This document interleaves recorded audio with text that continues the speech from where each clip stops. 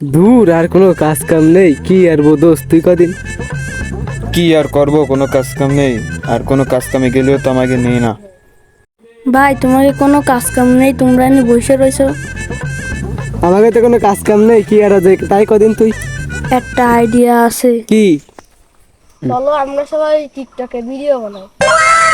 তাহলে চল, আমার জানা একটা স্যার আছে, সে টিকটক বিষয়ে আমাকে কিছু বলতে হবে। চল তারা ডায় নিয়ে আসি।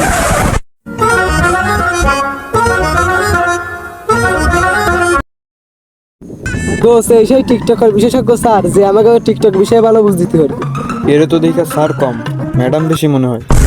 তোমাদের সবাইকে স্বাগতম আমার এই টিকটক ক্লাবে। স্যার, আমরা কিভাবে একজন প্রফেশনাল সাপ্লি টিকটকার হতে পারবো? একজন প্রফেশনাল সাপ্লি টিকটকার হতে গেলে তোমার 3টা রুলস মেনে চলতে হবে। নাম্বার 1, তোমার সাপ্লিদের মতন গেট আপ নিতে হবে। তোমাদের সাপ্লি গেট আপ নেওয়ার কোনো দরকার নেই, তোমাদের এমজি সাপ্লি লাগে।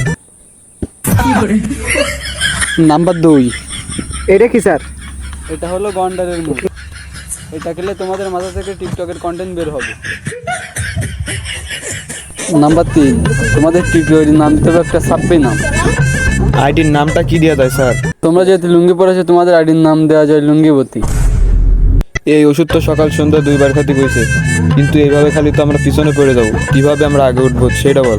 ওষুধ তো জানি না, সকাল সন্ধ্যা খেয়ে, তাই তো সব একসাথে খাই।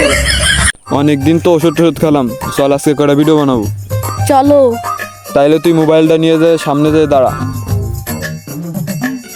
পাগল হয়ে গেছে আমি, দেখে তার ওই চোখের পাপড়ি, টিকটকের ফর ইউ কাপাতে চলে আসছি, আমি নতুন ছাপড়ি।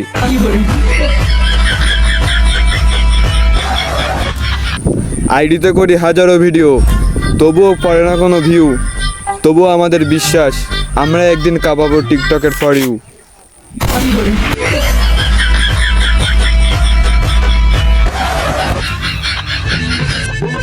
ভাই কাজটা একটা গটায় ফেলাইছেন, আপনার ভিডিও তো প্রচুর ভাইরাল।